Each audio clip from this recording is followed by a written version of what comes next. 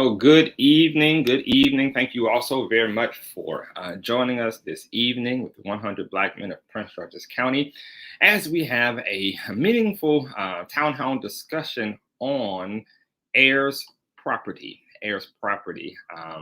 Be joined by my co-host and brother in the 100 Black Men, that of brother Joe Reed. Let's invite him on a screen as well.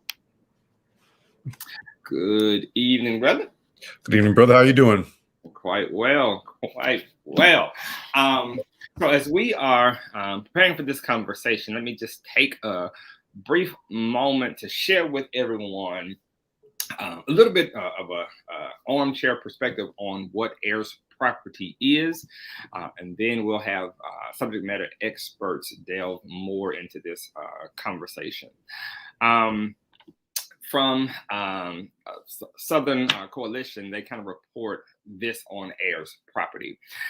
In the span between the close of the Civil War in 1920, a very short time span, African Americans, you all, obtained nearly 20 million acres of land in the United States. Let me say that again. Between the close of the Civil War and 1920, African Americans, having endured the atrocity of slavery, obtained nearly 20 million acres of land. This happened as a historic and heroic achievement in a society that was largely hostile to African American property ownership. So these original purchasers used land ownership to participate meaningfully in the economic and political life of the nation and to impart a legacy to future generations.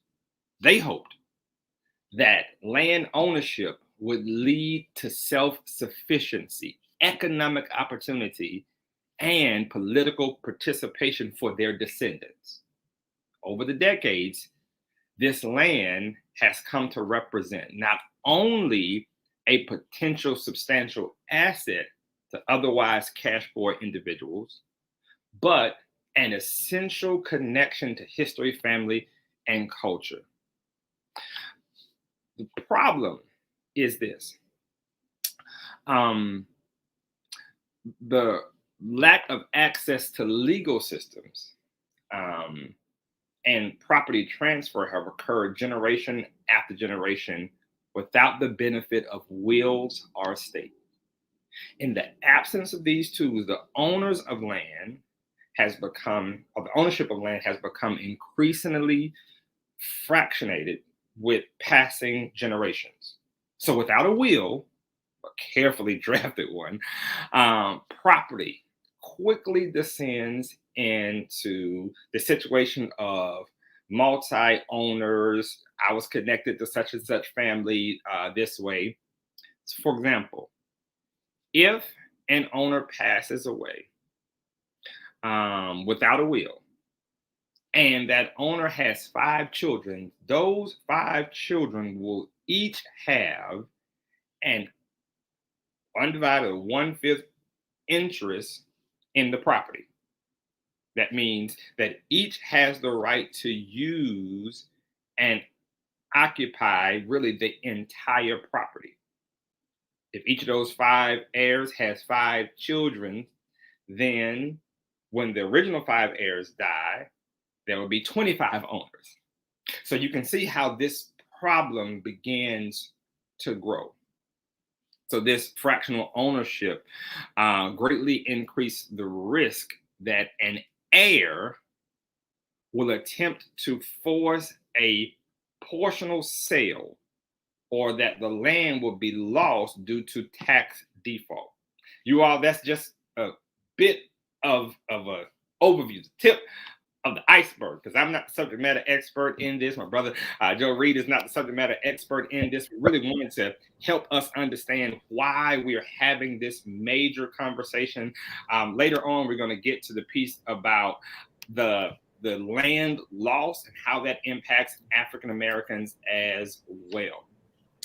So Joe, let's do this. Let's bring on our guests, and then after we bring them on, we'll have them introduce each other, introduce themselves, and then we'll dive into the conversation. That cool?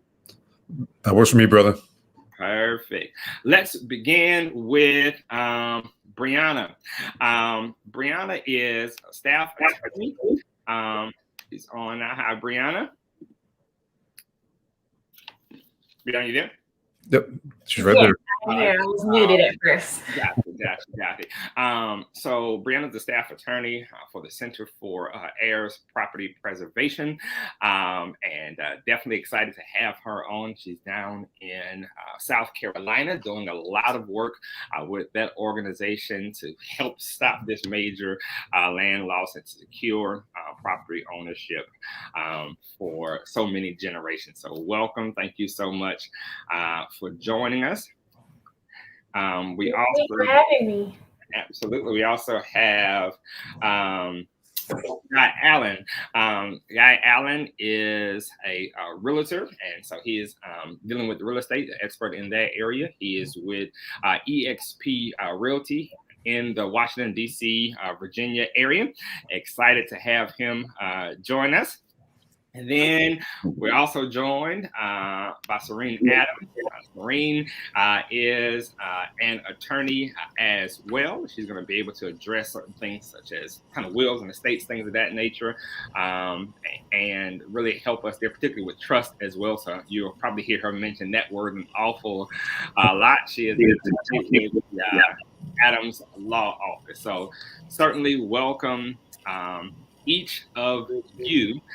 So let's do this. I'm going to kind of do this introduction, and then Joe, Brother Reed will start some of the questions. So as a brief overview of you all's level of expertise, let's have you share a little bit about yourself. I'll start with Brianna. Can you share with us kind of your work and how you're able to help us in this conversation? Yes. So again, my name is Brianna Bogan. I'm one of the staff attorneys at the Center for Heirs Property here in Charleston, South Carolina. And we do have two offices, so one in Charleston and one in Orangeburg. And what we are a nonprofit organization that assists with prevention. So that deals with estate planning, educational seminars. We assist in resolution. So our legal department assists in probates, petition actions, and quiet title actions. And we have a land use sustainability bucket, and that comes from our forestry department. So we try to assist families with resolving their heirs property issues, but depending on if they have larger acreage, most of the grants through USDA and things like that do 10 acres or more. We assist them with a licensed forester to help them create sustainable opportunities for them to create generational wealth. Awesome. Thank you very much. Guy, can you share a little bit about you and your work with EXP Realty? Sure. So I've been in the business 40 plus years, and I'm fortunate I've worked both sides, the mortgage banking side, as well as the real estate sales side. And I guess it's probably not too much that I haven't seen when it comes to property and people trying to make resolutions or come to some determination as to how they should resolve a situation or the properties that they need to get sold and divided up amongst the heirs. A lot of times people don't realize that there may be some other problems that come up, in that process. Unfortunately, we've got the attorneys that hopefully they can deal with those things before they come to me, and then I can just so we can all sing Kumbaya, put a sign in the yard, and get it sold. Unfortunately, it doesn't always happen that way, because if somebody disagrees with the amount that they're supposed to get, or there's some other underlying currents, then I've got to be the guy that comes in and says, hey, let's just try to get along, work this out, get the property sold. Otherwise, it's going to sit there and maybe the tax man will come and get it. In some cases, there's a mortgage So we got to figure out, well, how we're going to either pay off that mortgage, pay off the balance, or who's going to pay it off. And if there needs to be a refinance or a purchase, or somebody's going to buy it in the family, I got to come to those conclusions too. But ultimately, the main thing is we want to keep the property. If they want to keep it in the family, great. But any profit or income that's to come from that sale, we want the heirs to get it. So that's kind of the role that I play. Awesome. Thank you. Next, we're going to ask Susan Adams, attorney Susan Adams, to share a little bit about her background and her work with the Adams Law Office. Hi there. Thank you for having me. I'm Seren Adams. I'm licensed in Maryland and in DC. My main office, though, is in Bowie, Maryland, right across from the Bowie Town Center. I've been practicing for about 18 years now. Started off with estate planning right out of law school, because basically my family had me do their estate plans right out of law school as if I knew what I was doing, which I did not. So started off with the form documents the Bar Association gives attorneys to use, most general practitioners use, but quickly found out those don't really address the things that most families are trying to do in estate planning.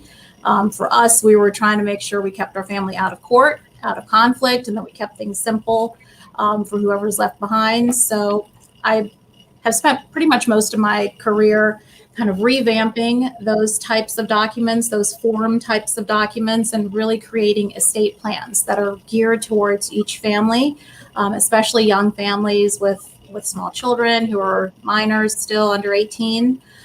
So we focus a lot on family planning and making sure that we are creating a plan that's really going to be multi-generational.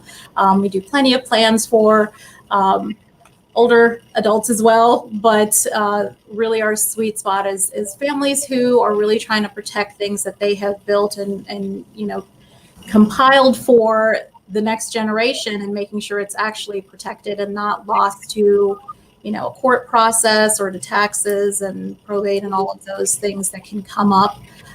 So that's pretty much what we do. And we do a lot. You mentioned I would talk about trust a lot. We do a lot of trust planning because it really resolves a lot of the issues out there, especially with probate and making sure that you're protecting things for kids in case they inherit at a young age and all of those types of details.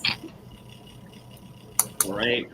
Thank you all very much. So I'm going to now pass it over to Joe. He'll begin some of our initial conversation, then I'll come back with some more questions. For those who are watching online, do me a favor. If you're watching on Facebook or YouTube, go ahead, click share. If you're watching on YouTube, share this with your family members, your friends. It's such an important conversation on heirs property. You may not even know that you are part of a situation that impacts your family. So this is a very helpful conversation for you as well. So please go ahead and click share. And throughout this conversation, if you have questions, please type them in the comment box on your screen, and we will be able to let our subject matter expert know, the panelists know, and bring your questions up for conversation. Joe, what do you think, brother? Thank you. Thank you, brother. And thank you to all the panelists for agreeing to be a part of this panel tonight. This is an incredibly important topic that not many people talk about. And heirs property, when you get into some of the more technical aspects of the issue, could be extremely complicated, especially for those who may not have a law degree or be experts in real estate or just policy experts. So Seren, could you first explain how property can be titled? Because I know we talk about that a lot whenever you research this online. So how can it be titled? Yeah, there are basically 4 ways you can own property. The first would be as a sole owner. So individually, you're just the only person on the deed. The second way would be with your spouse. So tenants by the entireties, 2 people owning it. The third way would be joint tenants, and that's where it's more than one person owning it, up to however many. It could be 100 people. Joint tenants is basically just more than one. Tenants in common would be the last way. Tenants in common is the area that really lends itself to the issue with heir property, because it's the default in, at least in Maryland and in a lot of jurisdictions. If you haven't done any kind of estate planning, if you don't have your property in a trust, and the last person on that deed passes away, it goes through a probate process, which we can talk about later. But in that process, it gets distributed to the heirs at law, the people who would inherit if you have no plan, or the state is deciding who the beneficiaries are. So in that scenario, it passes down, as Marquise was talking about, to multiple generations sometimes. And that is the difficulty with heir property.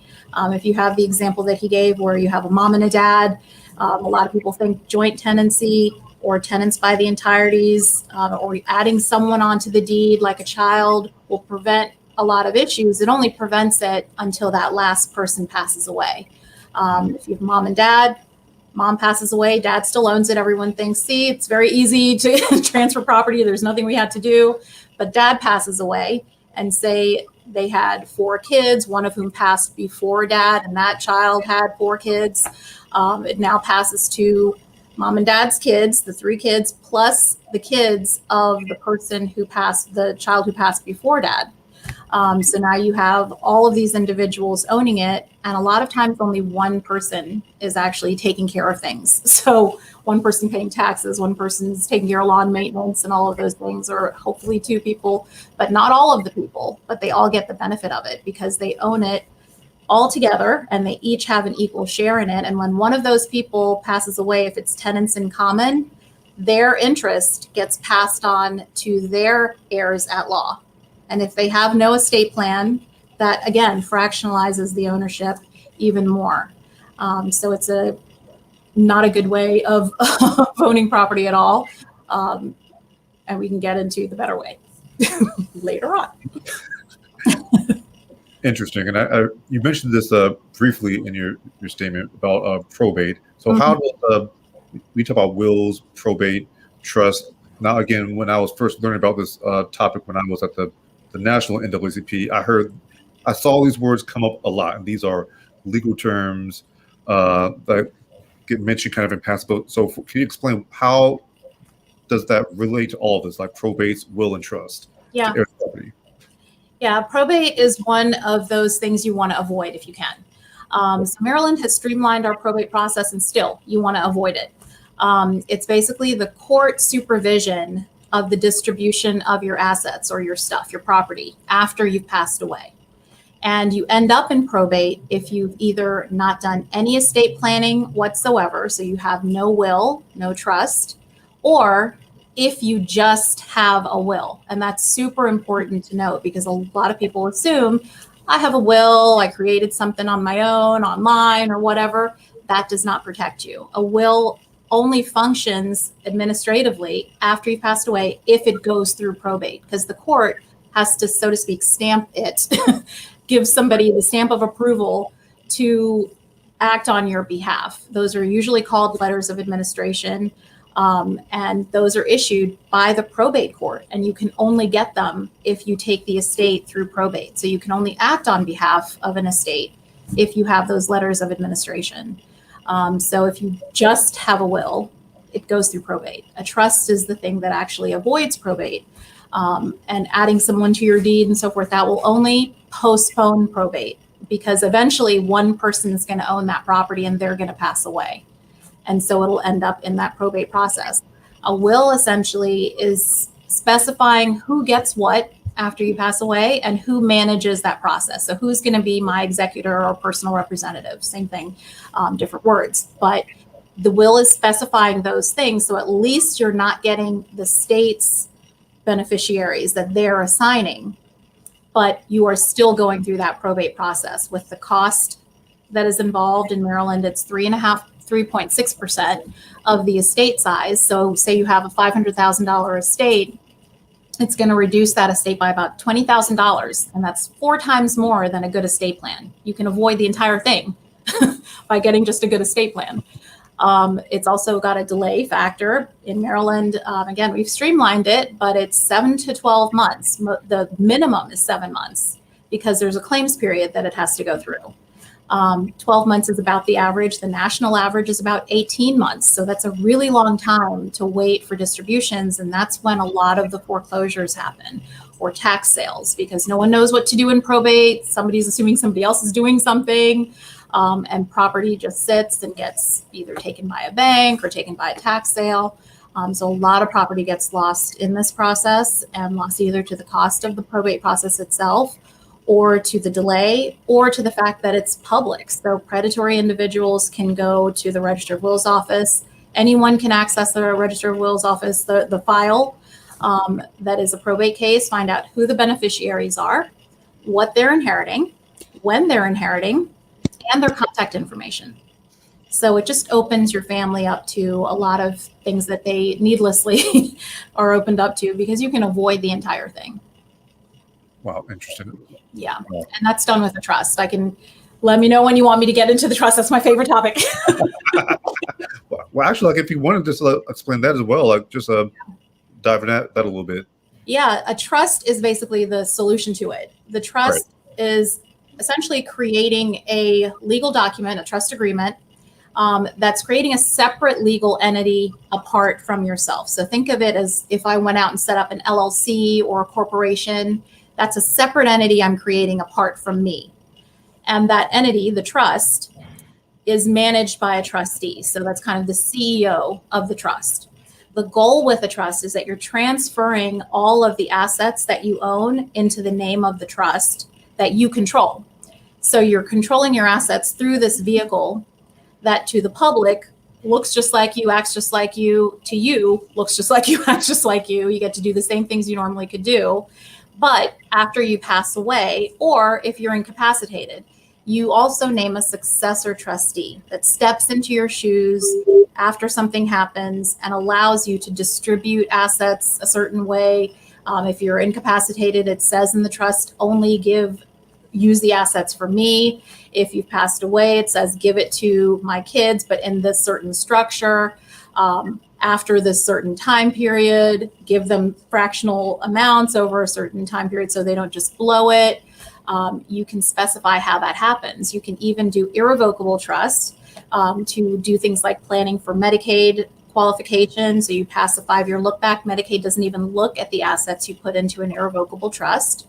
Or you can do just asset protection. You can shield things from the public in trusts. So they're really, really useful. And a lot of people think of them as something that's for, the rich only. But the qualification that we use when we're talking with our clients is, do you have minor children, or do you own real estate? Those two things alone, you should be using a trust in your estate plan. Many people who don't have either of those things still use a trust because it has so many other functions. But those are the baseline criteria for needing a trust. You really need one if you have any kind of real estate or minor children. Wow. Well, good information to know. Montez, do you have a few questions for our panelists? So yeah, my question is more so geared towards Brianna and the work that they're doing with regards to kind of saving heirs property. So I'll set it up like this, and then you can dive into how we lose heirs property. So as I shared it in the opening, that African Americans, particularly after the Civil War of 1920, we amassed nearly 20 acres of land. A lot of that came after the Homestead Act. And I'm a preacher, so I love having the conversation about the 40 acres and a mule, because that came from a meeting with preachers in Savannah, Georgia. And a mule if necessary. What most people do not realize is that some of that allocation began, some of it impacts where my wife's family is from, in the Charleston area. What's amazing is that by 1920, Black families owned 14% of all farmland in the United States. 1920, all farmland, we own 14%. Today, that has fallen to less than 2%. The question is, Brianna, how does this land loss happen? What's causing us to lose that kind of footprint? Well, initially, when you think about historically, it's the distrust with the court system, because that's how property was initially transferred, or being able to write down things and make sure that, I have a record of what I own. Because oftentimes, if you were to publish what you had, it would put it in jeopardy. And so there's a distrust that comes with the legal process in general, especially when it comes to just the misconceptions about lawyers' offices or courtrooms. It's just, I don't know what they're saying. They're going to trick me out of something, and it's all about education. That's the basis for a lot of things. Also, land loss occurs when, as Attorney Adams was saying, without having these estate plans, you find yourself in a predicament where you have multiple generations owning an interest in property. And even with the individuals that I work with, some of these family members are heirs. They don't have a tie or connection to the property at all. And so without that connection, they may only appeal to what it's worth rather than what it can make you. And so that's something that we have really seen in rural South Carolina that isn't fully developed. In more residential, heavily populated areas. In Charleston, it's a booming town. And so the market is great for selling property. And that's how you get forced sales when it comes to heirs property. Going back to what Attorney Adams said, in South Carolina, heirs property is common ownership, and it's in common. And so what happens is all the heirs have an undetermined interest in the property, because it hasn't been determined, because what happens with going through a legal process, the heirs are defined and their fractional interest. But if it's still in the name of the estate, all of the heirs can enjoy the property to its potential. No one can say, oh, you can't be on the property, or you don't need to move a trailer here, you can't grow this, because they have a shared interest. They have shared rights. The bad part about it is they have shared rights and they know they have an interest in property. And so knowing that you have an interest in property, you can transfer your interest without having the permission of others, because it is your interest in heirs property. That's where you get the predatory development, where, AB Corporation buys a fractional share from an heir. It doesn't matter if that heir is the great, great, great, great grandson and only has a 0.5 interest in the property. That corporation can buy out the family if they cannot match. It will force the sale of the property. Another instance of land loss could be property taxes. So typically, the eldest of the heirs pays the taxes, maintains the property, possibly lives on the property. Say they pass away, who's going to pick up that bill? Especially those that have no intentions of moving on the property, no intentions of building on the property. And that's how share of sales with heirs property occurs. Another misconception when it comes to forced sales and the share of sale is that an heir will say, well, I'm just going to stop paying the taxes and let it go to share of sale, and then I'm going to buy it at the tax sale. Well, that just amounts to a quit claim deed. You get a treasurer's deed. And so that doesn't resolve the title issues. You would still have to go through that legal process to transfer the title so that you can have it free and clear and it be marketable. With our organization, we assist in those processes, such as probates and petitions. So in South Carolina, you would need to do a petition to determine heirs action when 10 years has passed since that deceased landowner. So a will is only valid for 10 years here in South Carolina. After the 10-year period, it's going to go in intestacy. So if someone has a will, it's important that you probate it within the 10 years, because if not, the beneficiaries showing a will that's 10 years old, you're just out of luck. It'll just go through intestacy. And that means biological or legally adopted children. Raised children are not considered children. As of 2019, we just abolished common law marriage. So that used to be an added level of, tension when it comes to probating estates or claiming a spousal share in property.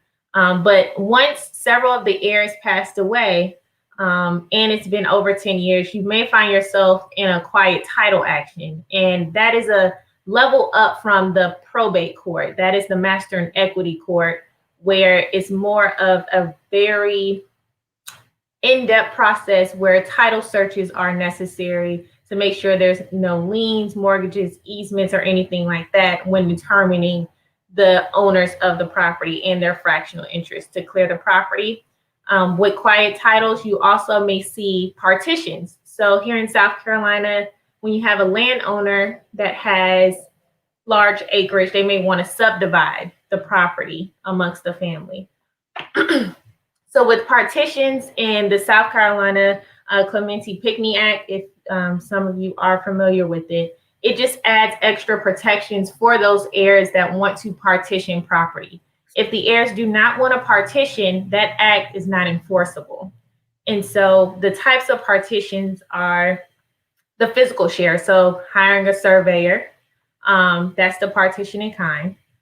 There's a partition by allotment, and that's a buyout process. So some heirs that come to our organization for assistance, they may want to transfer interest amongst each other because some of the heirs don't want their fractional interest, but they don't want to put the family in jeopardy of losing the property. So they'll transfer their interest for like their aunt or something. But in other cases, some families want to be bought out, meaning through the court process, they also get the property appraised so that heir knows their value, their interest based on that appraised value. And that's where that allotment comes in. Some heirs buy them out. And then there is basically the forced sale. So a partition by sale would be when the heirs, here in South Carolina, you see forced sales happen when families can't get along. They can't come to an agreement, and it becomes adversarial to the extent that the judge cannot equitably divide the property amongst the heirs for it to be, agreeable. And so what happens is the property gets sold and the proceeds are split amongst the heirs. And here at the center, we don't assist in any actions that will put the property at risk for being lost. So in addition to assisting with these legal actions, we do offer mediation for families and presentations to get them on the same page so that they can preserve the equity that the family has and don't risk losing it going before the court, attempting to resolve the title, but in the end, because of the disagreements, you could lose the property. So that's one of the things we really try to do on the front end, is make sure that people are in agreement. And that's why we offer these services for free. That is absolutely awesome. I'm see if I can set this up a different way to go ahead, Reed, if you had a question for. So I'll try to set this up this way. So I'm from Louisiana, and Heirs property is part of that major thing. I've got a photo on my wall of my great grandmother holding my grandmother, and I know the land that they have amassed over years. I grew up on that land, but now I live in the Washington, D.C. area. I know that my grandmother paid taxes for some ancestral person. I remember hearing the names, things like that. So I know that. But when it comes to having some sort of title or some sort of deed, we just have it in our mind. And so now one of the persons taking over paying those taxes.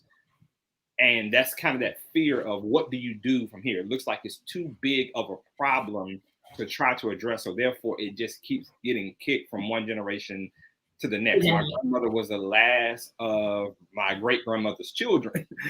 So she paid those taxes up to her last. But after that, I remember researching it. Some random person paid it one year. My grandmother had to go back and so it's things like that. So for those who have those kind of concerns about, okay, what do we do now to address this? How do you kind of get them comfortable with taking the next step? So when we offer consultations, there's a lot of people that are in that same situation, is that we're very familiar with what the family owns. So me personally, the first step is develop a family tree. And how you do that is try to identify who is the last owner of record. And so in South Carolina, the Register of Deeds office is a public office where you can request those deeds to see.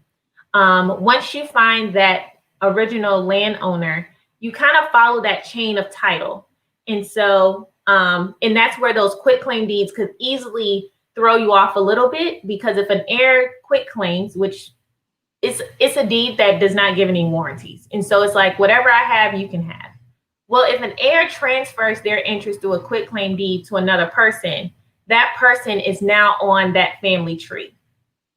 And so that's why it's also important to, do that research at the Register of Deeds office. If you know someone's probate was administered, looking at those documents, because those are public record, just to see when they died and who they left behind. It's a little different in South Carolina, where prior to the probate code that was codified, a spouse would have inherited 1/3. Now, after it was codified, the spouse would have inherited a half.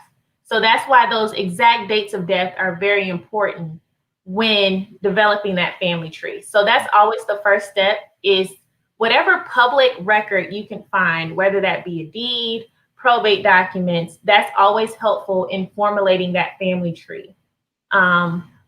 Ancestry.com has proven to be really good too. Depending on how far you're going back, you may even have to look at census records, because that helps identify who was in the household at the time. Another way, obituaries, death certificates, newspaper announcements, that really gets, it really ties it all together, so you can see how the interest in property is flowing from that deceased owner. And that was the first step. Now, that is daunting in itself, because you're learning about family that you did not know you had. And those conversations are hard, because some of those family members want to sell because they want to see what I can get from it. And there's other families that love the land and knew, grew up on the land, grow things on the land. And so the next step, when you start identifying those people, is have those conversations with your family, because either way, in this instance, they're going to be involved. There's no way that they can't participate, because, I don't want to be involved in the process. Don't mail me anything. I don't want to be a part of it.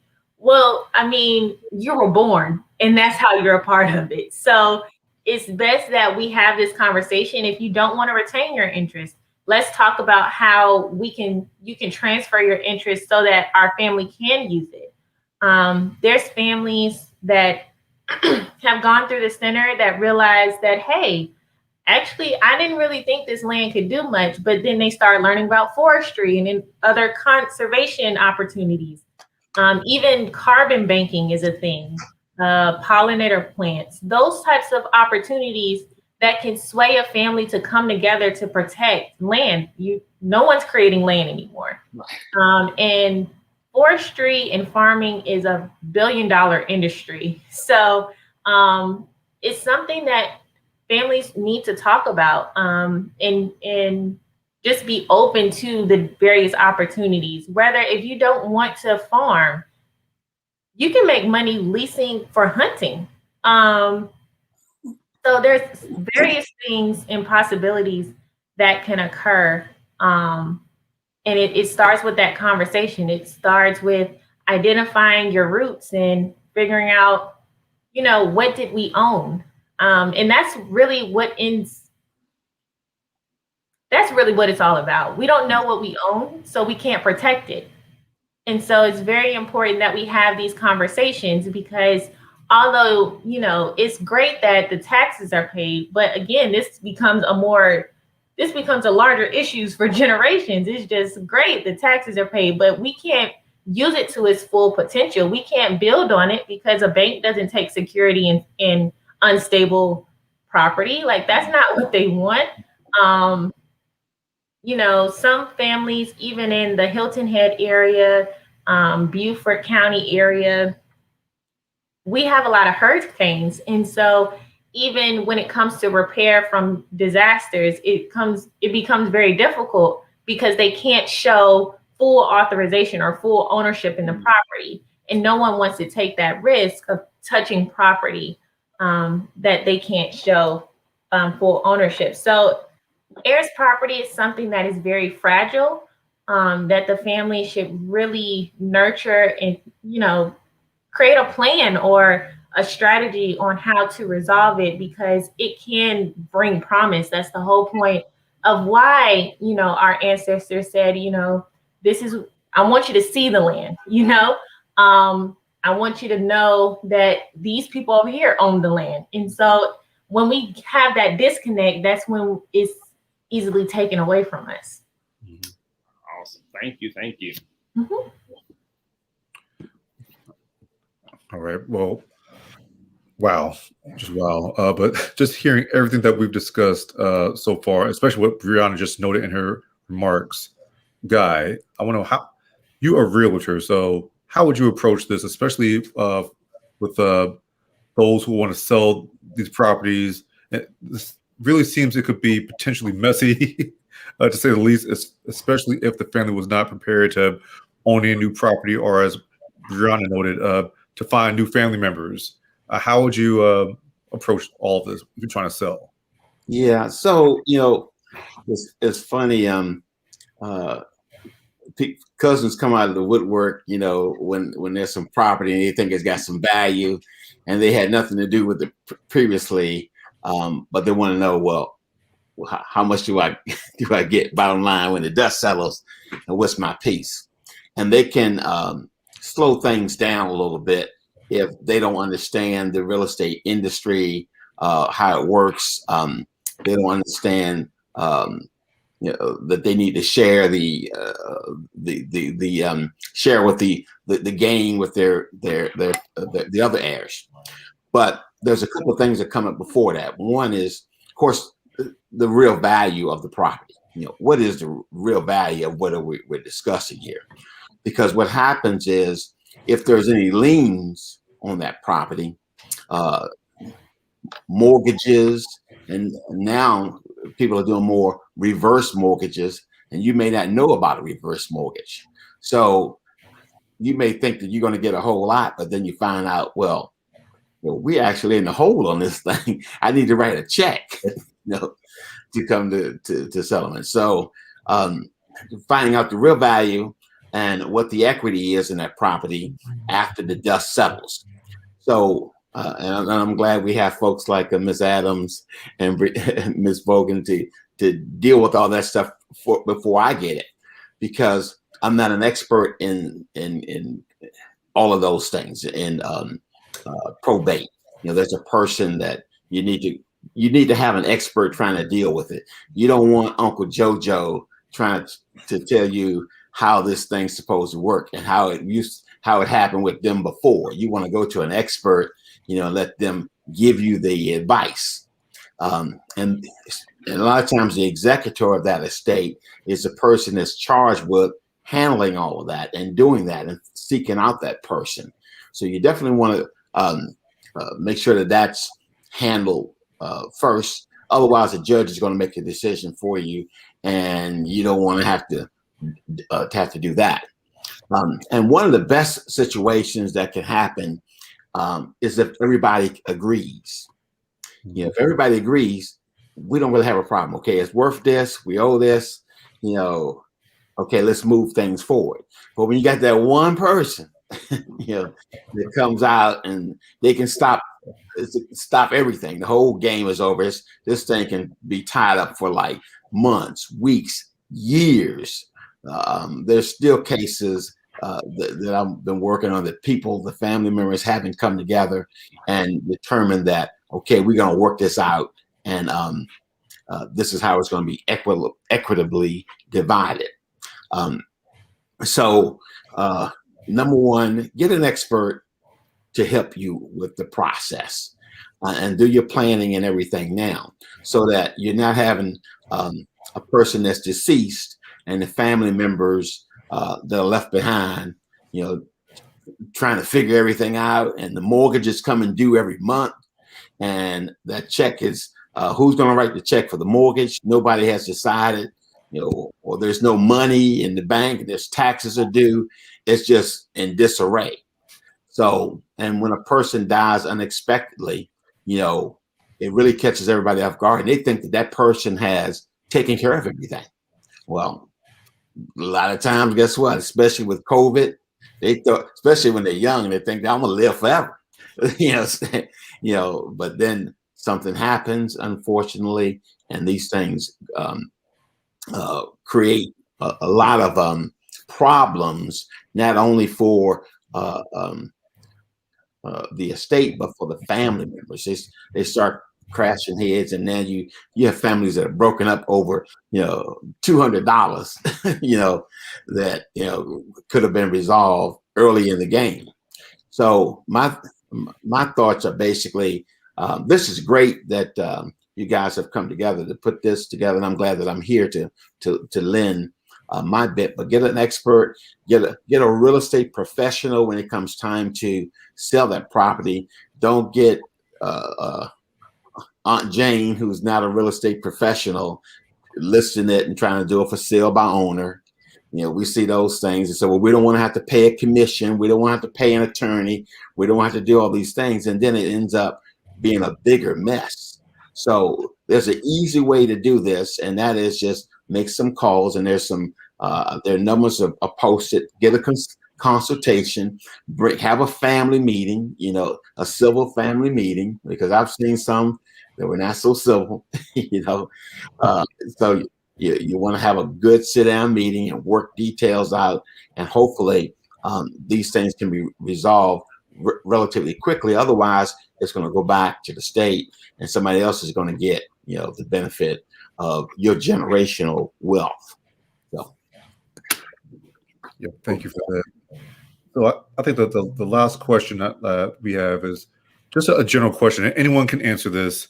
So what would you do, or what advice would you give for someone who may be involved in the heirs property dispute? We kind of touched on that a little tonight, but just what advice would you give for anyone who might be involved in a dispute with heirs property? And anyone can answer that. I'll go first. Well, one, again, the importance of getting to some type of medium with your family is going to be important, because you don't want to risk losing the property at all, especially about all the benefits that the family could gain by keeping the property, whether that be agricultural or residentially. Also, just be prepared for it to be a complex process, and be patient with your family, because with heirs property disputes, it is multi-generational, and some people you have to educate and be patient with, because regardless if they are a distant cousin or they haven't even seen the land to have input on it, they still have that ownership interest. And so my advice would be, come together, have family meetings, have several of them if you need to, and hire a professional, an attorney, to assist in that mediation if need be, assist in developing estate plans for those heirs, because heirs that pass away, you want to make sure that they have an idea of where they want their interest to go. And so it may be too late for that deceased landowner, the original owner of the property, but it's not too late for the current heirs to develop an estate plan so that their interest in the property is addressed. But that would be my advice. And I would say that the important thing is to make a decision as a family first before even speaking with an attorney. My office doesn't even take contested estates, meaning if the family's fighting, I want nothing to do with it. I had one situation where, my receptionist set up an appointment. I had the whole family in my office. Everyone's fighting. I'm like, this will never happen to me again. It is too stressful. Fighting with my own family is stressful enough, much less to be in the midst of that. So I always feel like, firms that, and this is, I apologize to every attorney out there that I'm about to offend, but I always feel like firms that are taking these contested estates, it's almost like money in the bank, because you're banking on this fight going to the death. And you're going to be, in this case, billing these fees for a very long time because people have already decided they're not going to agree. If you can come to a consensus with your family before meeting with somebody, and you walk in and say, here's what we would like to do, give us your advice about how to accomplish this in the best way, that's a productive meeting with an attorney. Attorneys who are meeting with a family in that way are looking for representing you in the best way possible to accomplish what you are trying to accomplish. That's how they judge whether they have done a good job or not. That's how I judge whether I've done a good job or not. Have I accomplished what this family is trying to accomplish? So it's a whole different ballgame than, this person over here wants to do this, and you convince them to do this for us, and we're on this side, and they probably need to get their own attorney. You're inviting the dissipation of that equity, because they're basically billing fees each time you have these fights in front of an attorney.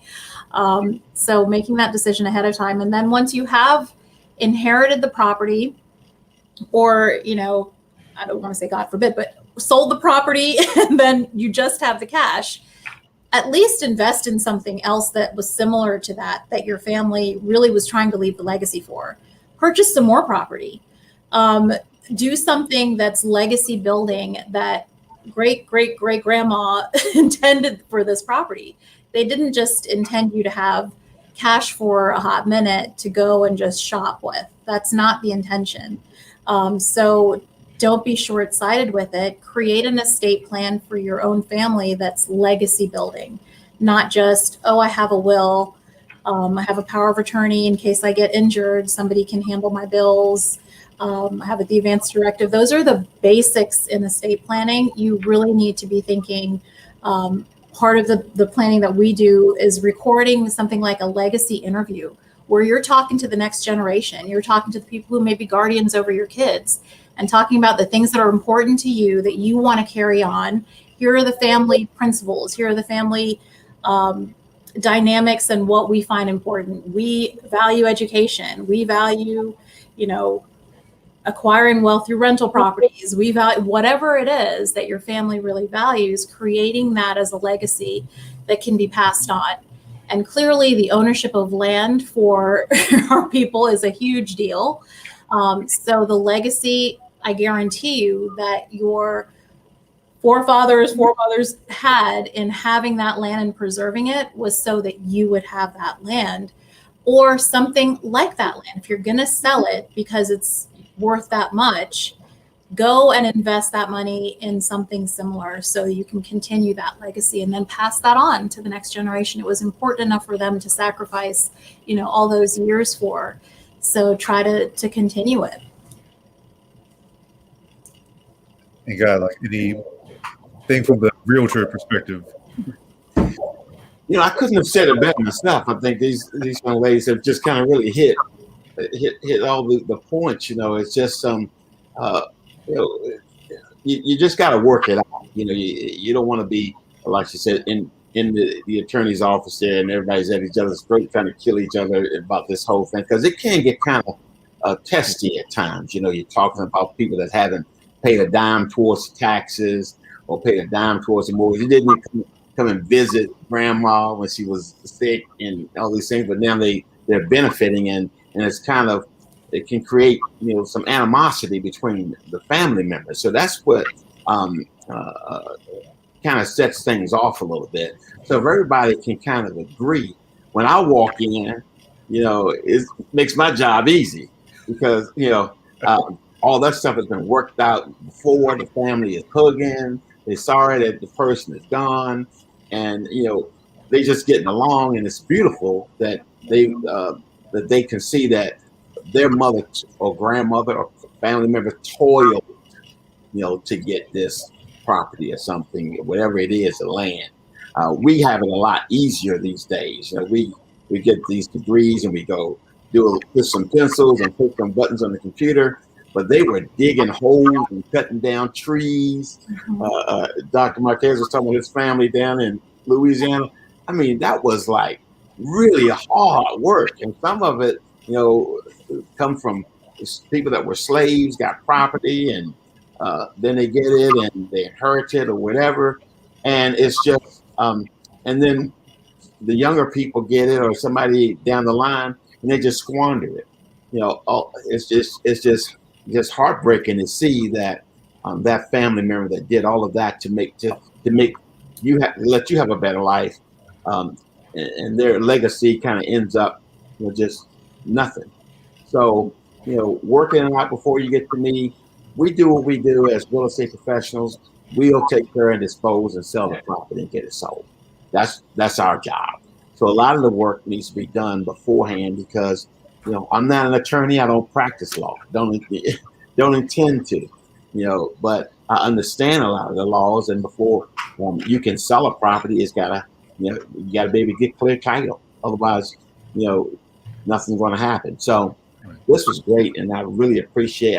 I learned a few things here sitting myself that I had kind of forgot. This kind of brought back to my remembrance when I took my real estate course some 40 years ago. So this was just great. So thank you for having me. We're happy to have you here. Thank you to everyone who presented. And Marquez, I know we have a few questions in the queue. Yes. So we have one question. The audience is here. My little one ran in. He had a question as well. And so we will direct this one to Attorney Adams, and that is with regard to real estate trust. The trust can sell property. So what happens with that property? So it depends on the trust and how it's structured. If you've created a trust and you said, I want the property held in trust, some people will say that to us. They'll come in and say, my goal is that this investment property that we have is held in trust for generations. And I always say to them, in order to do that, there has to be a pot of money that you keep in that trust to keep that property going. Otherwise, you're going to create that heir property situation where one person is, doing it and you have this whole animosity, blah, blah, blah. So if the goal is that it's held in trust and there's a provision in the trust saying you can sell it if you need to sell it, if the beneficiaries agree to sell it, and you sell it, but it's intended that equity or profit remain in trust, it just goes back into a trust account. A trust account is just a bank account that the trust owns. The account is in the name of the trust. So the trustee essentially controls it for the benefit of the beneficiaries. So if you sell a property and it was listed in the trust that it was supposed to be something that is multi-generational and it's kept in the name of the family or whatever, and it ends up being sold, the funds from that have to stay in the trust and be used for that purpose. If you're selling it out of the trust because the beneficiaries are supposed to inherit it and they get to decide what to do, it can be distributed, the profit can be distributed out to the beneficiaries. So it kind of just depends on the structure of the trust and what the trust agreement says. So really the intent of the grantors or the people who created the trust. Awesome. Thank you. One of the question, and this is aimed at Attorney Bogan. So I like the show Queen Sugar.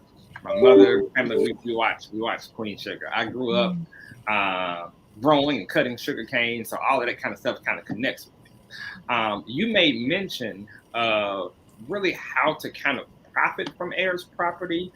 You kind of threw out some things such as forestry and pollinated plants, things like that. But for that 37-year-old person in rural South Carolina, and they work at the lumber yard or something like that, they have no idea what you mean when they talk about how to make. We've got 60 acres of land in the family, and I just go hunting back there, and the dude down the street, he comes knocking my door, asking if we can go hunt, but we've never known how to really profit from it. Or you've got the generational person who is now going to Georgia State for law school, and they off in New York doing their thing now, and aren't thinking at all about the 97 acres of land that's now in their family and how they can profit from it. So when you say this forestry piece or these pollinated plants, what is that economic benefit of this large tract of land that families have? How do you go about what does that mean when you say we can profit from it? Yeah, so like I said before, we have a legal department in forestry. And basically what happens with our forestry program is if you have ownership in property, you can speak to a forester. What they'll do is, just get your basic contact information, figure out where the property is. They will actually do a site visit with you. They will walk your land. They will, see what will grow on the property, see if even there's a term called clustering. So for those individuals that don't have 10 acres or more, if you're by other parcels that would amount to 10 acres, they call that a cluster. And that will be an opportunity for the 3 neighboring parcels to participate in forestry. And forestry is just farming trees. And so with that being $1 billion business, everything is made from a tree when you start looking at it. And so a lot of our families find it very beneficial to utilize the land that way because you don't have to touch it. Like it's just your money's just gonna grow. And they use the proceeds for instance, like, scholarship funds for the family. Some choose not to do timber. They want to farm. And so our foresters also help go through the different management plans that you can have, whether that be farming, because once you grow trees, or not once you farm property, like as in food, you really can't do too much with it. Like you have to continue to farm that way rather than, I want to grow trees this time and now I want to grow corn. That's not how that works. You kind of are locked into that, but they will definitely talk to you about what can grow on there, what your opportunities are. If you're interested in leasing for hunting, you can do that. And that could just assist with the property taxes each year. There, for smaller lots, there's things called pollinator plots. So in South Carolina, we are having a hard time with bees. And so they made an incentive for landowners to have these plots where it helps pollinators. And that's grant-based, where you can receive funds that way. And so just about that really quick. People may not understand that for our fruits and vegetables to grow, you need male and female pollen, and bees actually transfer. So that's a major thing for stuff to grow. Yeah. And I mean, it's really fascinating when you think about all the things that can come from the land that you just didn't really think of before, other than just moving on the property. There's so many things that, solar farming, all those types of things are important. Again, there's companies that don't want you to cut your trees down so that it's an environmental justice issue. So it's a lot of opportunities that families have to just consider, especially when maybe most of the family isn't in South Carolina. But it's important that you're using the property, because you don't want to just have ownership, because now anyone can just be all willy-nilly through your property, or you'll find yourself in the god-awful issue of squatters and adverse possession. So if you have property, I'm just going to say, if you have property and you don't live in the state, have someone check on that property. So to make sure that you don't find yourself, or your family don't find themselves in that position. Very, very good. Thank you, thank you, thank you. So one question also for Guy. So Guy, again, I've got family who has property down rural area, let's say in Maryland, Eastern Shore area somewhere. And my uncle, he put a trailer on this land, double wide trailer, because my uncle was wealthy. And my uncle has passed. He didn't have children, so he left that trailer to me. It's on Heirs property. I mean, he got it secure, but I want to sell it. I want to sell it. Not the land, just the trailer. Now, he left it to me. I don't have anything saying he left it to me, but the family knows he left it to me. And I come to you as a realtor wanting to sell it. What kind of conversation might you have? First of all, if it's a trailer, and it's not attached to the land, then it's not real property. Okay. So that's number one. Number two, if you don't have anything to say it's yours, it ain't yours. And that's going to be more an attorney's question, because I deal in real property. If it's got an axle on it, and it's always about the manner of attachment. So if it's attached to that land, like it's got a skirt around it and they dug in it and it's now attached, now it becomes real property. But if it has a VIN number, and a lot of these double wide mobile homes have a VIN number on it, then it's not real property. So, but having said that,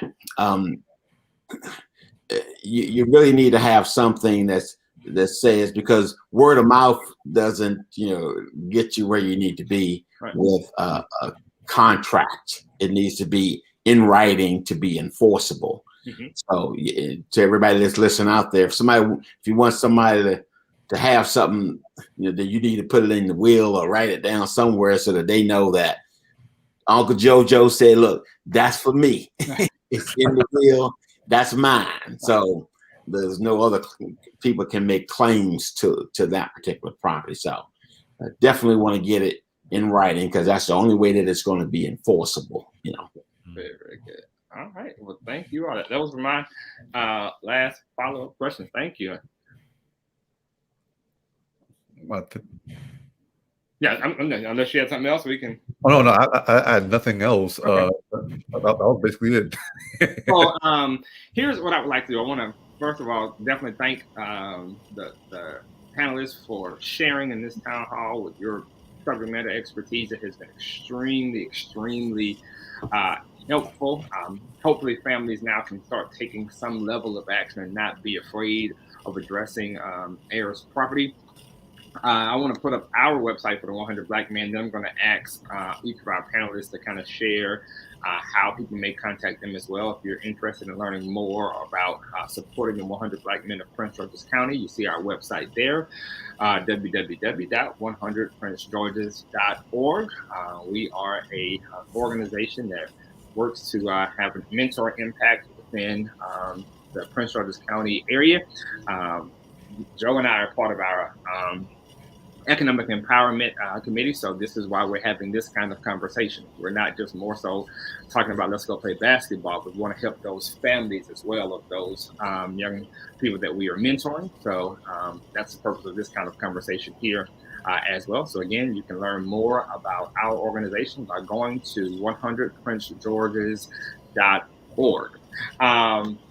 So, Brianna, though you're there in South Carolina, there may be people who have questions, particularly about how we profit from it. So you all may have resources. I know you all do a lot with education on heirs property.